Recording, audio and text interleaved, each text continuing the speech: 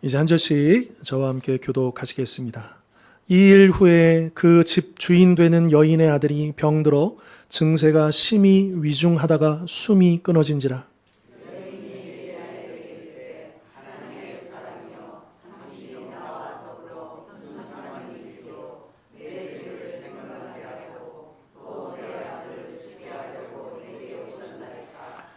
엘리야가 그에게 그의 아들을 달라 하여 그를 그 여인의 품에서 받아 안고 자기가 거처하는 다락에 올라가서 자기 침상에 누이고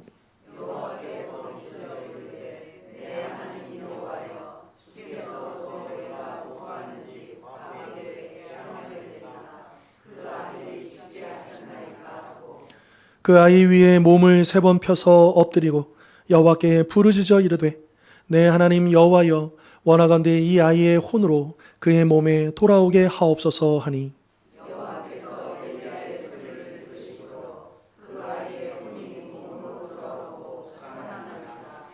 엘리야가 그 아이를 안고 다락에서 방으로 내려가서 그의 어머니에게 주며 이르되 보라 내 아들이 살아났느니라. 내가 이제야 당신은 하나님의 사람이시오 당신의 입에 있는 여호와의 말씀이 진실한 줄 아노라 하니라. 아멘. 아마 다들 이런 경험이 있으실 겁니다. 오랜 가뭄 끝에 드디어 단비가 내리는 것처럼 힘겨웠던 오랫동안 씨름했던 그 문제들이 하나둘씩 해결되고 이제 좀 살만하다. 이제 좀 평안하다. 이제 한숨 좀 돌릴 수 있겠다. 그런 그 순간에 그 전과는 비교도 할 수 없는 더 큰 폭풍우가 우리의 삶을 덮쳐왔던 그런 경험 말입니다. 아마도 그때 모든 것이 끝났다. 그렇게 느껴지면서 깊은 절망에 빠졌을 것입니다. 오늘 본문에 등장하는 이 사르밧 과부 역시 그 인생에 있어서 가장 큰 절망과 마주하고 있습니다. 우리가 알고 있지만 이 사건 이전에 어떤 일이 있었냐 하면 이제 엘리야가 이 북이스라엘 땅에 가뭄을 선포한 다음에 그릿 시내가에서 잠시 머물다가 하나님의 명령으로 이제 이방 땅으로 가죠. 역설적이게도 여기가 시돈 땅인데 이 북이스라엘의 그 악을 행하고 있는 그 왕비 이세벨이 시돈 출신입니다. 그런데 그 적의 본거지인 그 시돈 땅으로 하나님께서 엘리야를 보내시고 그곳에서 이방 여인 사르밧 과부를 만나게 하시죠. 그런데 이 과부가 이 엘리야와 만났을 때 어떤 상황이었느냐?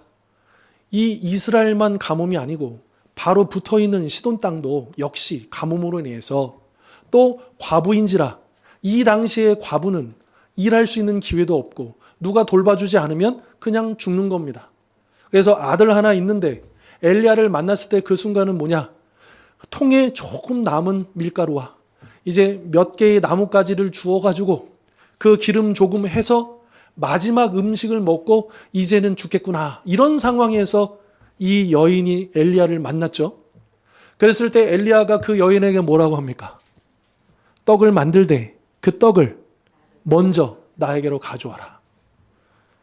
그런데 놀랍게도 이 이방 여인이 순종합니다. 그랬을 때 어떤 기적이 나타나냐 하면 그 통의 가루가 그 병의 기름이 떨어지지 않고 마르지 않는 놀라운 기적이 일어나는 것이죠. 그럼 이방 여인입니다. 그런데 하나님의 사자 엘리야의 말씀에 순종했을 때 그 기적이 일어나고 또 그렇게 하나님을 만난 여인입니다. 자, 그런데 이 죽을 위기를 벗어났을 때 이 여인의 마음은 어땠을까요? 이제 됐다. 이제 고비를 넘겼고 이제 우리 아들과 이제 행복하게 살겠지라고 하는 바로 그때입니다. 자, 17절 보십시오. 2일 후에가 바로 그때입니다. 그런 기적을 경험했고 하나님을 만났던 그 상황에서 그 어려움들을 정말 기적과 같이 헤쳐나와서 이제는 살겠거니 해서 안심했을 바로 그때에 어떤 일이 벌어지느냐? 자기의 사랑하는 그 아이가 병들어 죽게 되었다라고 하는 것이죠.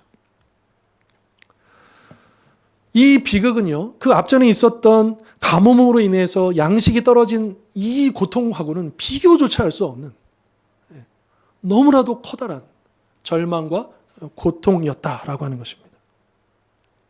이처럼 이해할 수 없는, 감당할 수 없는 이 절망과 고통 속에서 과연 우리는 어떻게 살아계신 하나님을 만날 수 있을지, 또 어떻게 우리의 순종이 그 절망을 기적으로 바꾸는 통로가 될 수 있을지, 우리 오늘 본문을 통해서 함께 살펴보도록 하겠습니다. 우리 17절을 먼저 보시면 아까도 설명했듯이 이 사르밧 과부의 아들이 병이 들어서 증세가 심히 위중하다가 숨이 끊어졌습니다. 한번 상상해 볼까요? 이 과부는 하나님께서 이런 하나님이구나 경험했잖아요. 나의 먹고 사는 것을 해결해 주시는, 이 당시의 사람들은 자기의 먹고 사는 것들 때문에 다 우상을 섬겼거든요. 이방 여인들도 마찬가지였을 것입니다. 이 시돈 땅에 그 우상을 섬겼을 거예요. 북이스라엘 땅도 그 바알을 섬기면서, 아세라를 섬기면서. 왜 그렇겠습니까? 농사의 신, 바람의 신, 비를 불러다 주는 그 바알이 우리를 먹고 살게 해준다라고 믿고 따랐던 것 아닙니까? 그런데 그 사건을 통해서 이 세상에 우리의 이 땅에서 먹고 사는 문제를 해결해 주시는 분은 바알이 아니고 아세라가 아니고 누구다? 여호와 하나님이다 라고 하는 그런 놀라운 경험을 했던 여인인 것이죠. 매일 마르지 않는, 또 떨어지지 않는 그 가루와 기름을 보면서 하나님께 감사했을 것입니다. 자, 그런데 그 결과가 무엇입니까? 잘 먹고 잘 살았다가 아니잖아요. 아들의 죽음이었다. 기가 막힌 상황이었다. 아마도 이 여인은 완전히 무너져 내렸을 것입니다. 그래서 18절 보실까요? 이 여인이 하나님의 사람 엘리야에게 이렇게 울부짖습니다. 하나님의 사람이여, 당신이 나와 더불어 무슨 상관이 있기로 내 죄를 생각나게 하고 또 내 아들을 죽게 하려고 내게 오셨나이까. 자, 지금 표면적으로는 지금 엘리야에게 원망하는 거잖아요. 탄식하는 거잖아요. 근데 사실은 이건 누구에게 하는 거예요? 하나님에게 하는 것과 마찬가지인 거죠. 그런데 이 여인의 외침을 가만히 보면요, 이 안에 원망도 있고 탄식도 있지만 또 뭐가 있냐면 죄책감, 자책이 있어요. 이 아들이 죽은 게 누구 때문이다? 나 때문. 그러니까 엄마는 그렇잖아요. 또 만약에 우리 가족에게 어떤 어려움이 생긴다, 또 어떤 문제가 생긴다 그러면 다 누구 책임인 것 같습니까? 나 책임인 것 같다. 공감이 되시죠. 그러니까 우리는 어떤 어려움이 생길 때, 그 고통이 찾아올 때 혼란스러워하면서 힘들어하면서 자꾸 나를 채찍질합니다. 혹시 내가 기도하지 않아서 그런 거 아니야? 내가 제대로 헌신하지 않아서 그런 거 아니야? 내가 하나님을 제대로 섬기지 않아서 그런 거 아니야? 내가 정직하지 않아서 그런 거 아니야? 내가 욕심부려서 그런 거 아니야? 자꾸 나를 채찍질하는, 자책하게 되는 그런 모습들을 보이죠. 자, 이렇게 고통이 찾아오니까 이 사르밧 과부의 실체가 드러납니다. 기적은 경험했지만 그의 믿음이 아직은 연약하다는 것이 드러나죠. 마찬가지로도요, 우리의 믿음이, 우리의 그 영적인 민낯이 언제 드러나느냐? 평상시에는 잘 몰라요. 그럭저럭 그렇게 신앙생활 잘 하는 것처럼 보여요. 하지만 이런 고난이 찾아오고 고통이 찾아올 때 우리의 영적인 실력이 드러나는 거죠. 그 민낯이 드러난다라고 하는 것입니다. 평안할 때는 하나님 감사합니다. 주님의 은혜입니다. 이렇게 우리가 고백하지만 이해할 수 없고 감당할 수 없는 고통이 찾아오면 우리는 금세 하나님을 원망하거나 혹은 내 안에 있는 어떤 죄 때문에 그런 건 아닌가? 그렇게 자책하며 무너질 때가 많다라고 하는 것입니다. 그래서 이 여인 사르밧 과부도 그렇게 원망도 하고 탄식도 하면서 나 때문에 이 아들이 죽은 거 아닌가? 그렇게 부르짖을 수밖에 없었다라고 하는 겁니다. 자, 그런데 중요한 것은 여러분, 우리가 아무리 믿음이 좋아도 이런 아들이 죽는, 또 큰 어려움이 닥치면 우리도 별 수 없잖아요. 너무 힘들어서, 너무 감당할 수 없어서. 우리가 때로는 하나님께 원망하기도 한다라고 하는 겁니다. 하나님, 어째서 저에게 이런 시련을 주십니까? 왜 하필 접니까? 자, 그런데 그 외침의 자리가 그렇게 원망이 섞여 있긴 하지만 그래도 이 여인이요, 우상을 찾아가지 않았잖아요. 누구를 찾아왔어요? 엘리야, 곧 그의 하나님을 찾아온 거예요.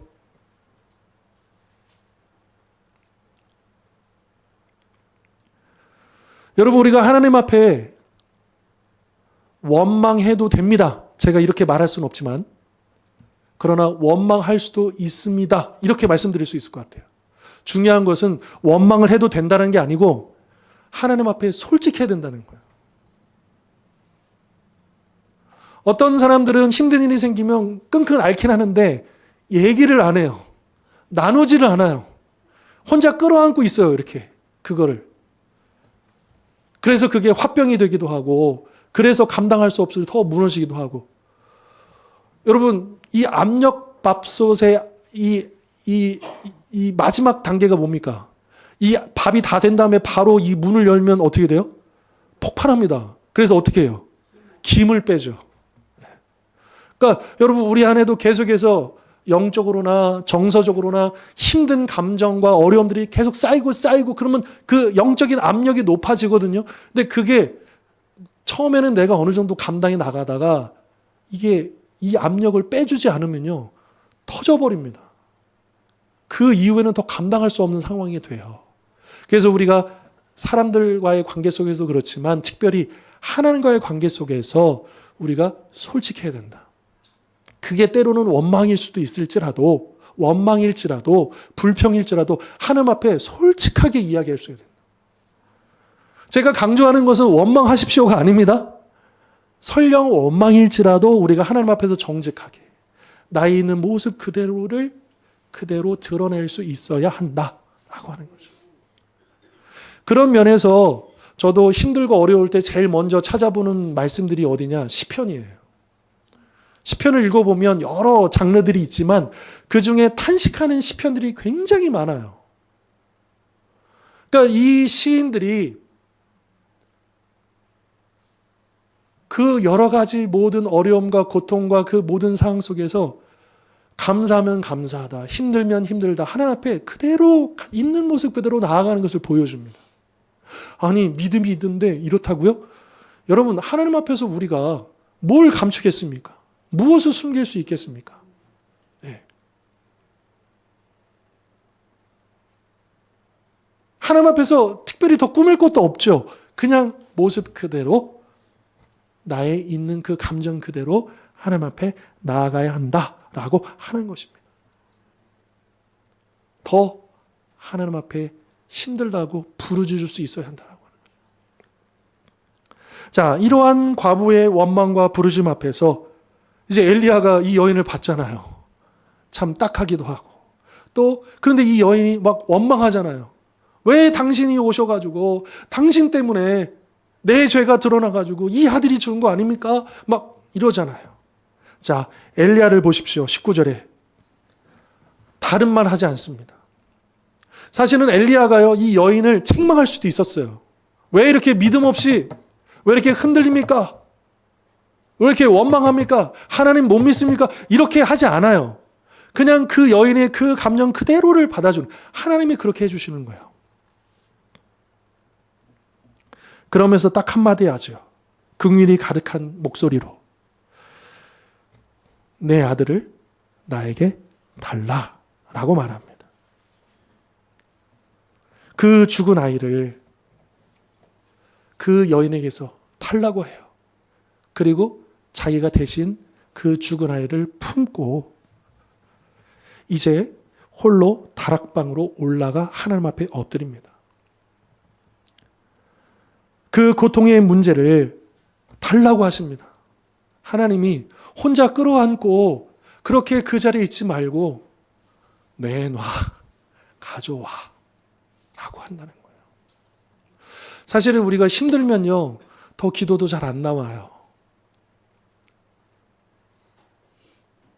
싫어요. 의욕이 떨어져요.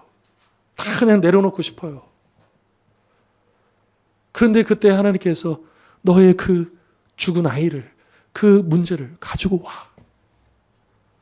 주님께서 기다리고 계십니다. 여러분, 우리가 육체적으로 연약해서 또 그럴 수도 있지만 사실은 가만히 생각해 보면 내 안에 어떤 영적인 문제, 믿음의 문제, 또 어떤 정신적인 정서상의 어떤 문제들, 그런 것 때문에 내가 눌려가지고 하나님 앞에 온전히 나가지 못하는 그런 부분들이 있을 수 있거든요. 근데 그것들을 달라고 하십니다. 하나님이요. 자, 엘리야는요, 하나님을 대신하는 사람이잖아요. 그러니까 엘리야도 인간적으로는 힘들죠. 이 상황을 감당하기가 쉽지 않죠. 그러나 하나님의 그 뜻에 따라서 이 연의 아픔을 그대로 끌어안습니다. 순종하는 거죠. 엘리야도 지금 이 순간 그렇게 순종하고 있다라고 하는 것입니다. 이것이 바로 믿음의 사람이 고난을 대하는 태도이다. 나의 고난뿐만 아니라 가족과 다른 사람들의 고난을. 여러분, 그 욥기에 보면 욥도 말도 안 되는 고난을 받았잖아요. 그랬을 때 새 친구들이 와가지고 일주일 동안에는 너무너무 이 욥을 보면서 말이 안 나오죠. 그러다가 이제 일주일이 지나면서 욥이 계속해서 탄식하고 원망하는 모습을 보이자마자 이제 이 기다렸다는 듯이 이 새 친구들이 돌아가면서 계속 욥에게 하는 그 주 내용이 뭐냐면, 하나님은 공의로우신 하나님이기 때문에 너에게 이렇게 아무 이유 없이 행할 이유가 없다. 너가 분명히 뭔가를 잘못했을 거야. 그러면서 계속 욥을 꾸짖어요. 책망합니다. 너 회개해야 돼. 너 뭔가 잘못했으니까 죄를 찾아내야 돼. 그러나 믿음의 사람들은 그렇게 하지 않는다는 거예요. 누군가가 힘들고 어려워할 때 그것을 꾸짖거나 책망하거나 하는 것이 아니라 같이 품는 겁니다. 같이 끌어안는 겁니다. 여러분, 중보자가 해야 할 일이 바로 이거잖아요. 중보에 있어서 중보할 때 가장 중요한 그 중보자로서의 태도가 뭐냐? 그 사람의 기도 제목이, 그 사람의 상황이 바로 나의 제목인 것처럼, 나의 상황인 것처럼 끌어안고 기도하는 게 중보 기도 아닙니까? 그래서 지금도 말할 수 없는 탄식으로 성령님께서 우리의 상황을 당신의 상황인 것처럼 끌어안고 기도해주고 계시잖아요. 우리의 유일한 중보자이신 예수 그리스도께서 우리의 연약함을 불쌍히 여기시면서 우리의 한계를 보시면서 우리의 그 아픔과 눈물을 기억하시면서 우리를 위해서 부르짖고 계시잖아요. 그럼 그게 중보다라고 하는 것입니다. 우리는 늘 나의 문제, 또 내가 원하는 바 여러 가지 그 기도하는 것도 버겁고 그 기도 올리는 시간마저도 부족하지만, 그러나 하나님께서 우리를 세우셔서 이 엘리야처럼 우리 가족, 또 우리 지체들, 또 우리 이웃들을 위해서 그들의 아픔을 끌어안고 그들의 고통에 귀를 기울이면서 중보하기를 원하신다라고 하는 것이죠. 엘리야가 어디로 올라갔습니까? 다락에 올라갔어요. 여기는 하나님과 만나는 장소입니다. 공개되지 않는 장소입니다. 하나님과 나만의 장소입니다. 골방인 것이죠.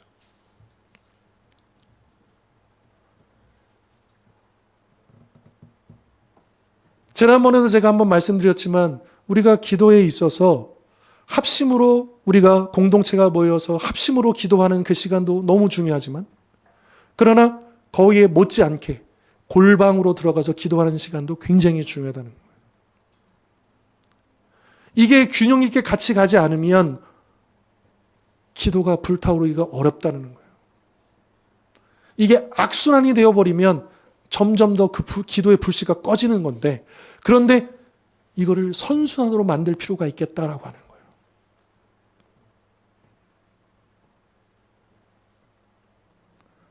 오늘날 우리의 삶을 보면 쉽지 않습니다. 시간을 따로 내어서 또 다른 장소를 찾아서 하나님 앞에 개인적으로 골방에서 기도하는 게 결코 쉽지 않습니다.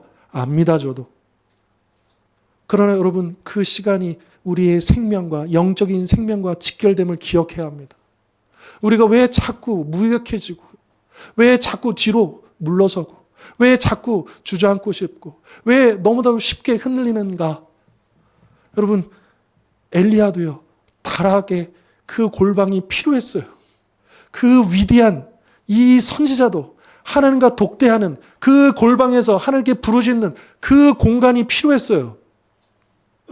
거기서 역사가 이루어지고, 거기서 하나님의 능력이 임하시고, 거기서 하나님께서 그에게 보여주시고 들려주시고, 이제 그것을 가지고 나와서 선포하고 그것을 전하지 않습니까?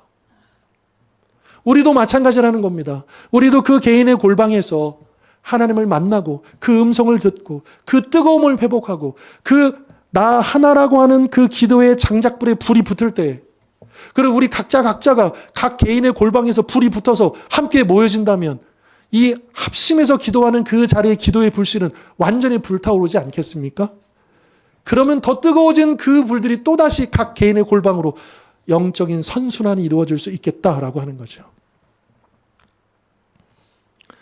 하나님 앞에 엎드린 엘리야는 20절에서 이렇게 기도합니다.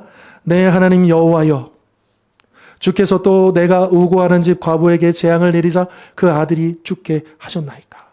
이렇게 탄식합니다. 하나님, 어찌 이러실 수 있나요?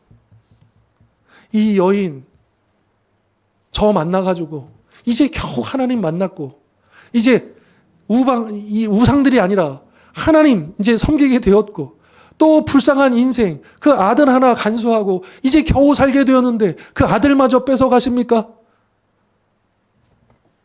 엘리야도 이 여인의 입장에서 하나님 앞에 중보하는 모습을 보여주고 있는 거죠. 하지만 이 엘리야의 탄식은 원망으로 끝나지 않고 하나님의 주권을 인정하는 그 믿음의 자리로, 간절한 기도의 자리로 나아간다라고 하는 것입니다. 그래서 엘리야가 한 행동이 있습니다. 21절에 보시면 그 아이 위에 몸을 어떻게 합니까? 예, 펴서 엎드려. 그러니까 아이가 이렇게 누워 있었을 거 아닙니까? 그럼 엘리야가 자기 몸을 그대로 겹쳐서 그 위에, 그것도 몇 번이요? 3번이나 그렇게 했다는 거예요. 근데 이런 비슷한 장면들이 몇 번 더 나와요. 엘리사도 비슷한 일이 있고요. 그리고 신약에 보면 바울도 그런 적이 있습니다. 바울이 그 드로아에서 마지막 날 밤 늦게까지 말씀을 전하는데 피곤함을 이기지 못한 유두고라는 청년이 떨어져서 죽었잖아요. 그랬을 때도 바울이 이렇게 합니다. 그러면 야, 죽은 사람 위에 몸을 이렇게 대는 게 무슨 의미냐? 일단 이거는 주술적인 의미는 아니죠. 이거는요, 간절함의 표현인 거예요. 이 사람의 고통과 아픔이 바로 나의 것이다. 이것을, 그 죽음을 외면하는 게 아니고 그대로를 마주하는 겁니다. 그리고 또 하나는 하나님, 나를 통해서 이 죽은 생명 위에, 이 죽은 영혼 위에 나를 통해서 하나님의 생명이 임하게 하여 주옵소서 라고 하는 그 믿음으로 그런 기적을 베풀어 주실 것을 바라면서 간절히 부르짖는 그런 모습인 거예요. 여러분, 유대인들은 보통 서서 기도한다 그랬잖아요. 근데 엘리야가 이 나중에 보면 가뭄이 끝날 때 어떻게 기도합니까? 높은 산에 올라가서. 예. 이 무릎 사이에 고개를 넣고 집에 가서 한번 해보세요. 그 동작을. 힘든 정도가 안 돼요, 이게. 그런데 중요한 것은 그렇게 자세를 취해서 기도해야 된다는 게 중요한 게 아니고 그 자세가 의미하는 게 뭐냐는 거예요. 그렇게 간절히 하나님만 의지하고 하나님 뜻에 순종하는 기도인 겁니다. 아까 불렀던 찬양할 때 살든지 죽든지 뜻대로 하옵소서 우리 찬양했잖아요. 우리에게 필요한 순종이 바로 이것인 것이죠. 이해할 수 없는, 감당할 수 없는 그 문제 앞에서 그 문제를 끌어안고 기도의 골방으로 들어가는 순종, 나의 감정과 판단을 내려놓고 하나님의 일하심을 구하면서 나를 통해서 그 기적의 통로가 열리기를 바라보며 엎드리는 순종이다라고 하는 것입니다. 자, 이렇게 순종하여 기도를 드렸을 때 22절에 어떤 일들이 일어나느냐? 여호와께서 엘리야의 뭘 들으셨어요? 하나님은 다 듣고 계십니다. 하나님이 우리의 기도하는 겉모습만 보시는 게 아니고 우리 마음의 그 중심에 그 간절한 마음을 보고 계시다라고 하는 것이죠. 여호와께서 엘리야의 소리를 들으심으로 그 아이의 혼이 몸으로 돌아오고 살아난지라. 죽었던 아이를 다시 살려주셨습니다. 생명의 주관자이신 하나님께서 그 능력을 나타내 보여주셨다라고, 그 순종의 기도 가운데서 하나님의 기적의 능력이 나타났다라고 하는 것입니다. 이제 엘리야는 살아난 아이를 데리고 다락에서 내려와 그의 어머니에게 주며 23절에서 이렇게 말하죠. 보라, 내 아들이 살아났느니라. 그러자 사르밧 과부가 이렇게 고백합니다. 24절 같이 한번 읽겠습니다. 24절 여인이 시작.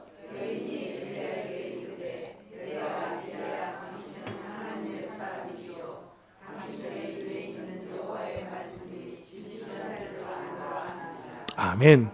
여러분, 이건 믿음의 고백입니다. 신앙의 고백입니다. 무슨 말이냐면 그 전까지는 그 통에 가루가 떨어지지 않고 그 병에 기름이 마르지 않는 걸 보면서 아하, 하나님은 우리의 먹고 사는 문제를 주관하시는 분이시는구나, 이 정도 믿음은 가졌어요. 그런데 이 사건을 통해서, 이 고난을 통과하면서 이 여인의 믿음이 어떻게 자라나는가?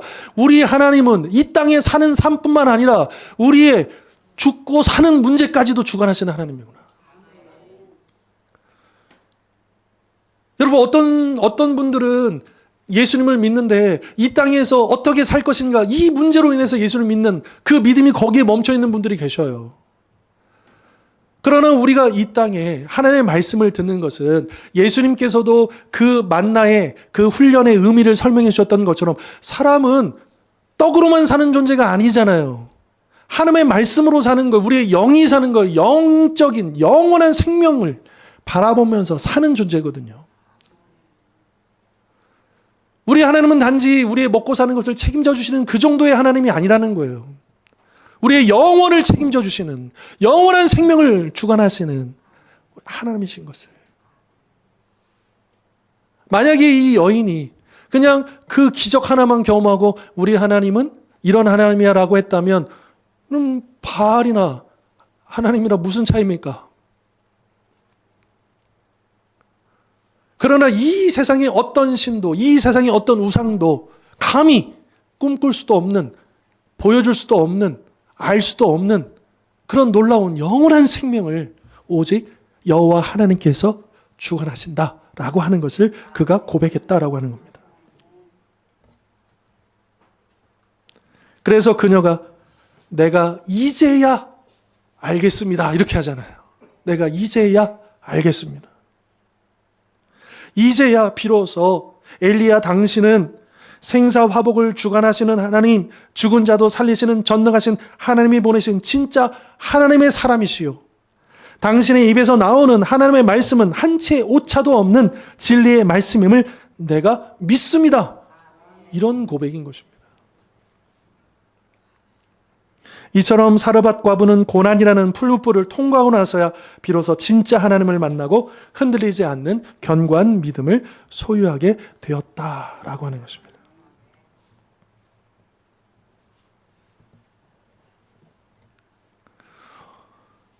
어떠한 여자 엄마예요. 집사님이 계셨어요. 참 신실한 분이셨어요. 그런데 어느 날 갑자기 교통사고로 아들을 잃었어요.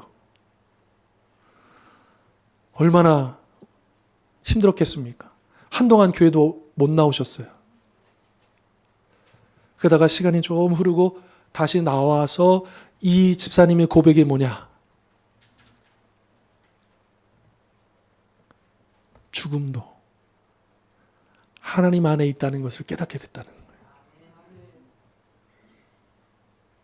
놀라운 고백 아닙니까? 그걸 받아들이는 거예요. 그걸 인정하는 거예요. 그 주관자가 하나님이신 것을 고백하는 거예요. 이거 결코 쉬운 일이 아닙니다. 일반적으로는 그것 때문에 실족하고 교회를 완전히 떠나고 믿음을 잃어버리는 경우도 있어요. 하지만 그 집사님은 그 엄청난 말도 우리는 감히 상상해 볼 수도 없는 그 아픔과 고통과 그 절망 속에서 그 시간들을 보내면서 하나님 놓치지 않은 거예요. 아마 이 사르밧 과부처럼 그 집사님도 하나님 앞에 나아가서 하나님 원망했을 거예요. 왜 하필 우리 아들입니까? 또 자책도 했을 거예요. 그렇지 않겠습니까? 그런데 비로소 깨닫게 된 게 뭐냐? 죽음까지도 하나님이 주관하시고 그것도 하나님 손 안에 있는 것이구나. 이거를 깨닫고 받아들이고 다시 나오게 되었다라고 하는 것이죠. 바로 이것이 하나님께서 우리의 삶에 때때로 이해할 수 없는 고난을 허락하시는 이유인 것입니다. 하나님은 우리를 넘어뜨리기 위해서가 아니라 우리의 믿음을 견고하게 세우시기 위해서, 먹고 사는 문제에 매여 있던 신앙에서 생명의 주관자이신 하나님은 온전히 신뢰하는 믿음으로 우리를 이끌기 위해서 그러한 절망과 고통의 터널을 지나가게 하시는 것이죠. 그리고 그 과정 속에서 우리의 순종이 하나님의 놀라운 기적을 체험하는 통로가 되는 것입니다. 오늘 말씀을 정리하겠습니다. 오늘 우리의 삶에도 이렇게 예기치 않게 죽은 아들과 같은 문제가 찾아올 수 있습니다. 그것이 무너진 관계일 수도 있고 좌절된 꿈일 수도 있습니다. 심각한 재정의 위기일 수도 있고 깊은 영적인 침체일 수 있습니다. 또한 질병의 고통의 문제일 수도 있고 죽음에 대한 두려움일 수도 있습니다. 그러한 모든 문제 앞에서 우리도 사르밧 과부처럼 하나님 어찌하여 저에게 이런 고통을 주십니까? 우리가 솔직하게 그것을 외면하지 않고 피하지 않고 그대로 그 아픔을 끌어안고 그 고통을 끌어안고 하나님 앞에 나아갈 수 있어야 되겠다라고 하는 것입니다. 중요한 것은 때로 원망하게 됐을지라도 거기에만 머물면 안 된다는 거예요. 대신 이 엘리야처럼 순종하며 그 고통의 문제를 그대로 끌어안고 하나님께 나아가야 한다는 거예요. 누구에게 나아가야 된다는 거예요? 하나님께 나아가야 된다는 거예요.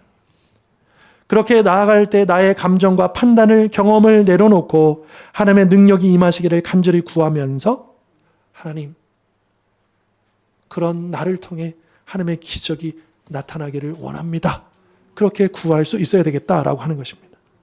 물론 우리의 순종, 그 순종이 기적을 만들어내는 건 아닙니다. 우리의 믿음이 곧 능력은 아닙니다. 다만 우리의 순종이, 그 믿음이 하나님의 기적이 우리의 삶 가운데 흘러 들어오는 그 통로를 활짝 열어주는 열쇠가 된다라고 하는 것이죠. 이제 우리의 믿음이 단지 이 땅에서 먹고 사는 문제를 해결하는 수준에서 머물러서는 안 될 것입니다. 때로는 모든 것이 끝났다라고 생각되는 그 절망의 순간을 통과하면서 죽은 자를 살리시는 하나님의 전능하심을 체험하는 깊은 믿음으로 나아가야 할 것입니다. 그러므로 내 삶에 놓인 그 고통의 문제를 끌어안고 기도의 골방으로 올라가서 이해되지 않아도 감당할 수 없어도 끝까지 순종하며 하나님 앞에 엎드릴 수 있기를 바랍니다. 그래서 우리 성도님들 한 분 한 분이 절망에 빠진 지체들과 이웃들에게 보라, 내 아들이 살아났느니라 이렇게 외치며 살아계신 하나님을 증거하는, 간증하는 기적의 통로, 축복의 통로가 되실 수 있기를 주님의 이름으로 축원합니다. 기도하겠습니다.